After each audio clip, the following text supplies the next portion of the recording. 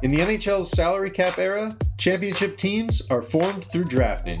The draft has been the entry point into the league for most players since the 70s, and it's more vital than ever now that every dollar counts and free agency is prohibitively expensive. We've seen teams like Chicago and Pittsburgh win multiple cups on the strength of their draft picks, and other recent champions have followed suit. But only around 25% of the players in a typical draft play at least 100 career games, and even fewer become impactful NHL players.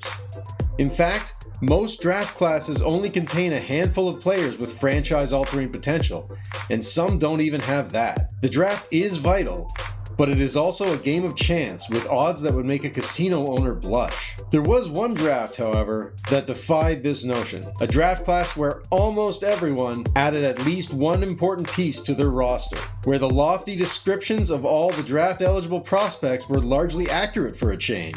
This draft would go on to define a generation of hockey with an unparalleled depth of talent, and it's hard to imagine we'll see something like it ever again.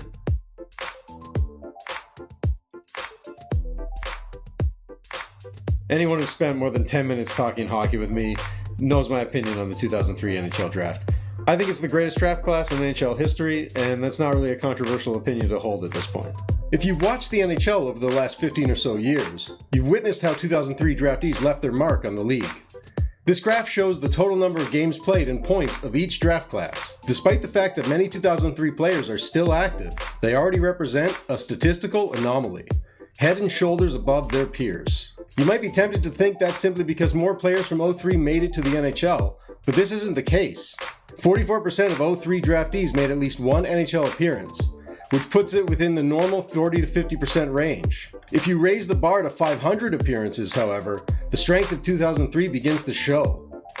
16% of them have played substantial NHL careers, as opposed to other classes which hover around 10%.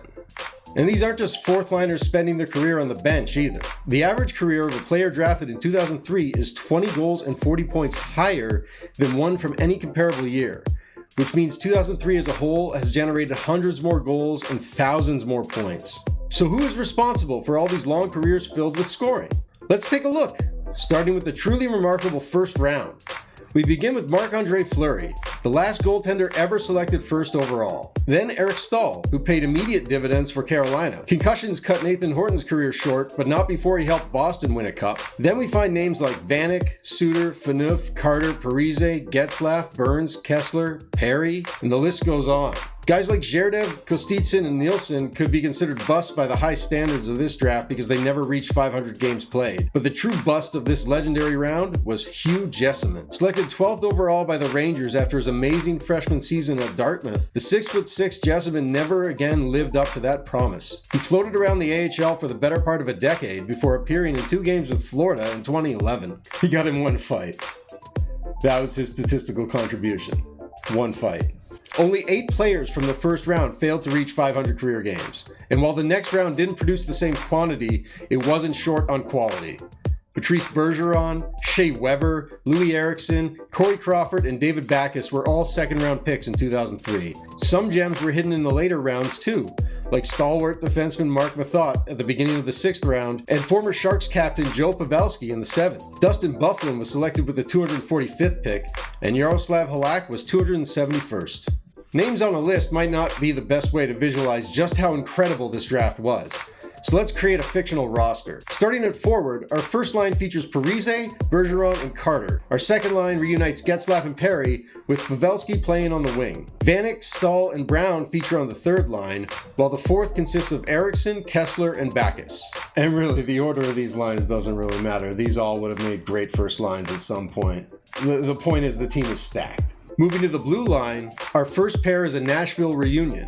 Suter and Weber join forces again. Methot anchors Burns on the second unit, while Phaneuf and Byfuglien form a punishing bottom pairing. In net, Fleury starts ahead of Halak and Crawford. By 2020 standards, most of this lineup is fading fast, but in their prime, these players would have formed a dynasty together. Of course, it couldn't have fit under the cap, since many of them have earned north of $70 million in their careers. But that didn't make it any less fun to assemble this roster and NHL 12 create a team. Will we ever see another draft like this again? It doesn't seem likely. But if I had to pick from recent drafts, I'd say 2015 has the best chance. The first round was loaded with elite talent that has already made a huge impact on the league, led by generational phenom Connor McDavid. Only time will tell whether 2015 or any other draft class will compare, but until then, 2003 stands alone. Hey, thanks for watching to the end of the video. Fun fact about 2003, my Toronto Maple Leafs decided it wasn't worth having a first round pick that year. They didn't draft until the end of the second round, and the player they picked never played an NHL game. So yeah, another proud moment in Leafs history. Anyway, like and subscribe, and comment with if you disagree. If you think that another draft is better than 2003, let me know. I want to hear your opinion. Let me know. Have a good one, everyone.